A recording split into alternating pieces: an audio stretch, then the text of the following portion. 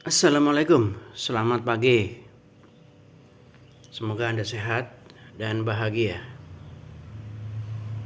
Kerusakan itu berasal dari atas, atau untuk lebih halusnya, pasti ada kontribusi atau peran dari atas. Kenapa? Korupsi, penyalahgunaan wewenang, suap, gratifikasi, penggelapan, penyalahgunaan anggaran. Ini bisa terjadi di instansi pemerintah atau perusahaan swasta, sektor formal maupun informal. Ini di mana aja, kapan saja bisa terjadi. Tidak ada korupsi terjadi seketika, sekonyong-konyong, mendadak, tidak ada. Yang ada adalah terjadi secara berangsur-angsur. 2 tahun 800 juta, 5 tahun 2 miliar, 5 tahun 10 miliar. Itu pasti terjadi secara bertahap. 1. Kedua, tidak ada korupsi atau fraud di swasta dilakukan oleh satu orang, single fighter, nggak ada. Yang ada adalah lebih dari 2 orang. Nah, bicara mengenai penyebabnya.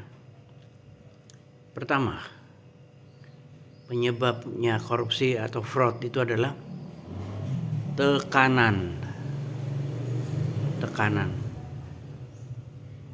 Kita tahu semakin tinggi jabatan seseorang, semakin tinggi tekanannya.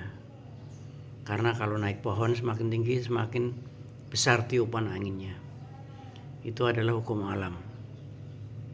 Jadi kalau yang terjadi dalam jumlah besar, korupsi dan fraud, itu adalah dari atas.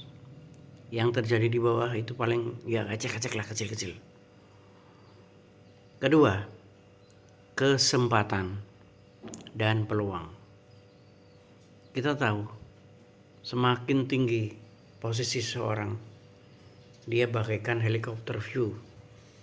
Dia bisa melihat apa aja yang ada di bawahnya.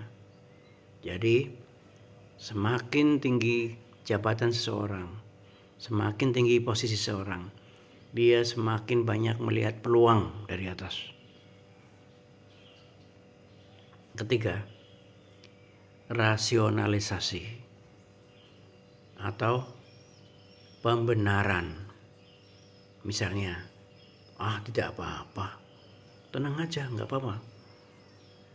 Ini tidak merugikan, Pak. Ini tidak merugikan orang lain. Tenang aja, Pak.